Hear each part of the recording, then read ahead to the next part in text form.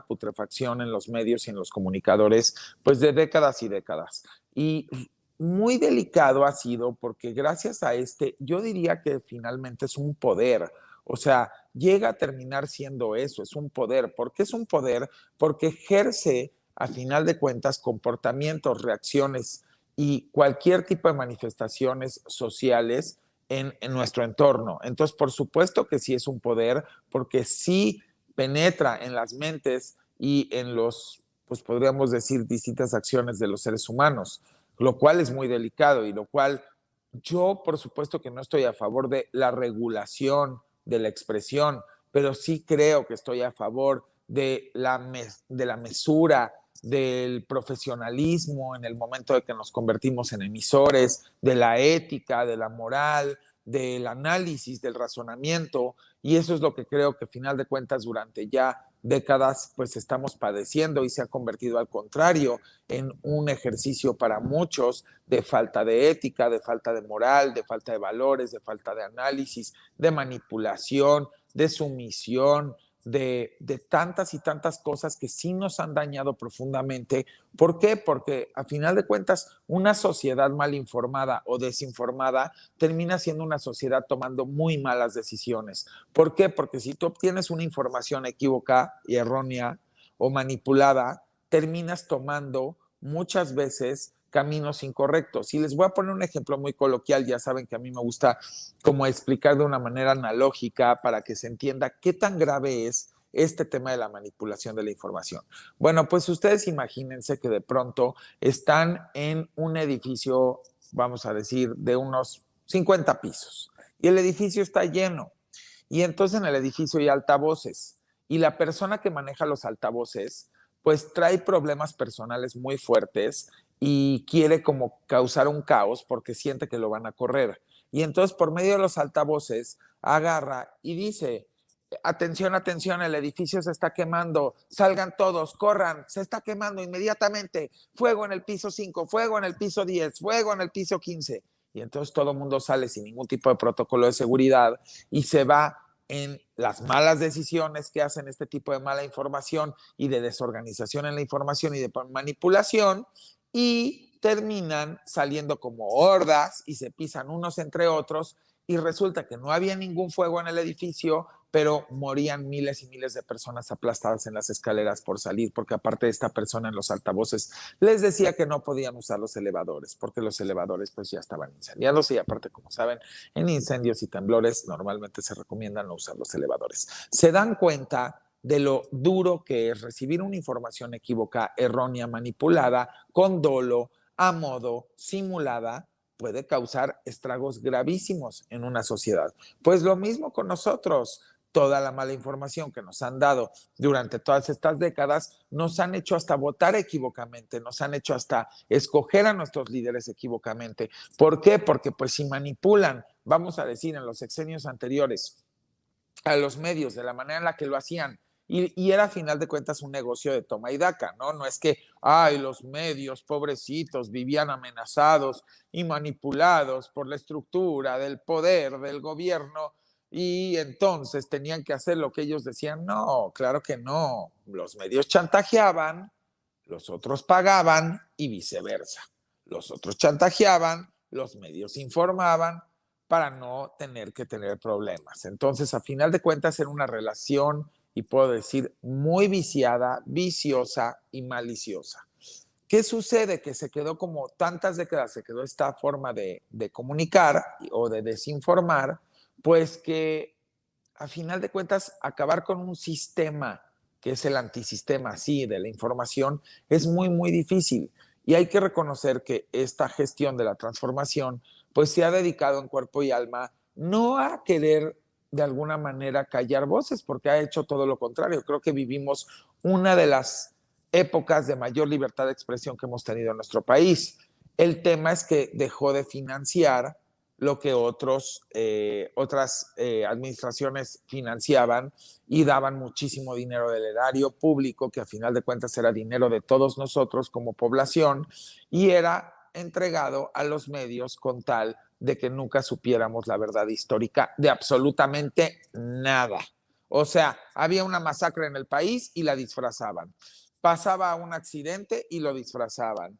La economía estaba de la patada y la disfrazaban. Robaban y lo disfrazaban. Saqueaban y lo disfrazaban. Asesinaban y lo disfrazaban.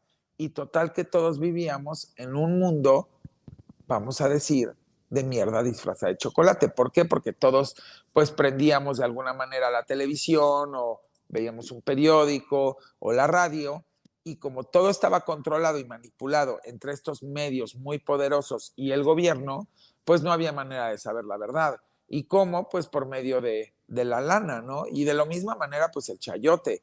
O sea, se chayoteaban a los comunicadores así estuvieran viendo y estuvieran teniendo toda la información en sus redacciones o en sus centros de información, pues simple y sencillamente llenaban los prompters de puras mentiras y de puro engaño y por supuesto que recibían su dinero.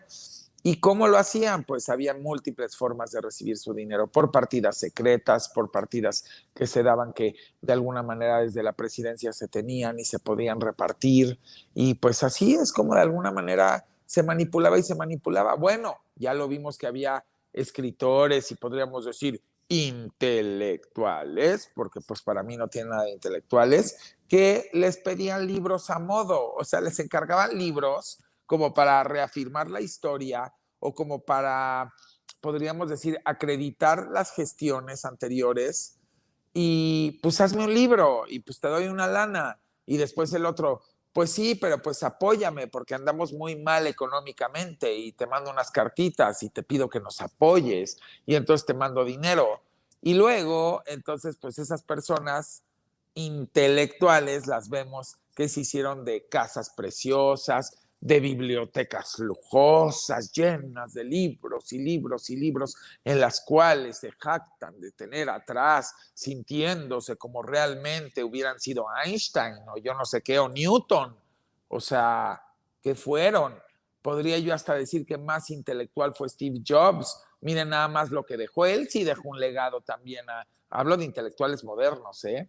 Él sí dejó un legado a esta humanidad, toda la tecnología que tenemos el día de hoy. O sea, él sí trabajó a favor de la humanidad y gracias a eso no nada más el teléfono nos sirve para comunicarnos o toda esta parte de la tecnología que inventó, sino también nos sirve a favor de la salud. Hoy en día un dispositivo de estos te puede medir los latidos, la oxigenación, el azúcar por medio de programas, por medio de apps. Entonces, a lo que voy es, hablemos de verdaderos intelectuales, tanto de antaño como de ahora, pero un tipo que solamente porque le dieron pantalla y le hacían fanfarrias, porque los creaban, porque es la manera, ahorita les voy a decir cómo psicológicamente nos han construido estos pseudointelectuales, de muchos de ellos y pseudocomunicadores y pseudoinformadores, pero por el hecho de que agarre a alguien y se siente y nada más porque vuelvo al punto le dan fanfarrias o le construyen un personaje intelectual por medio de dinero, por medio de patrocinios,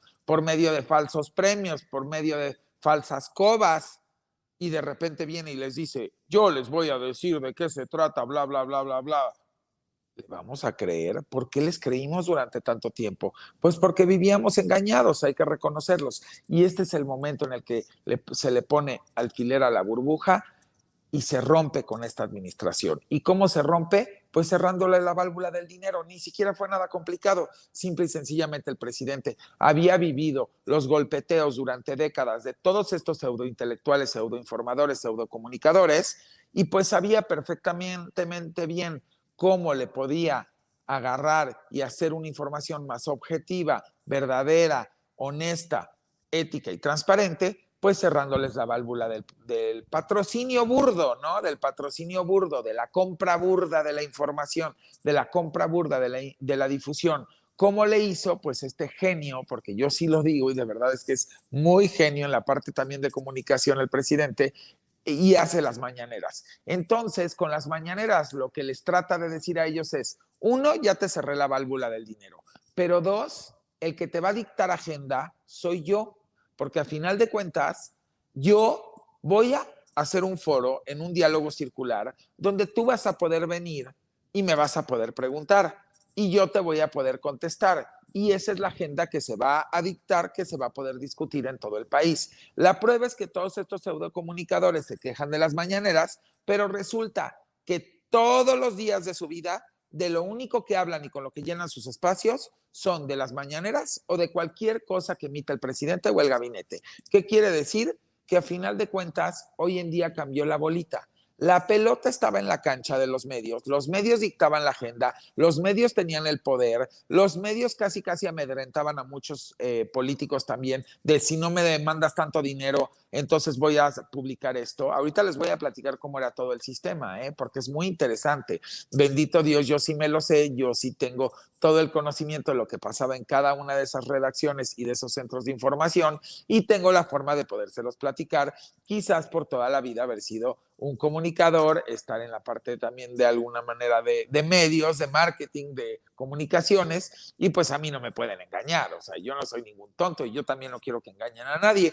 Entonces, hoy en día se quejan y se quejan de las mañaneras por eso, porque les quitaron el poder, les quitaron el arma de poder manipular a la población. Y hoy hay un arma instituida donde es un diálogo circular abierto, donde cualquiera puede ir, si obviamente lleva los debidos solicitudes y protocolos, y puede ir a preguntar.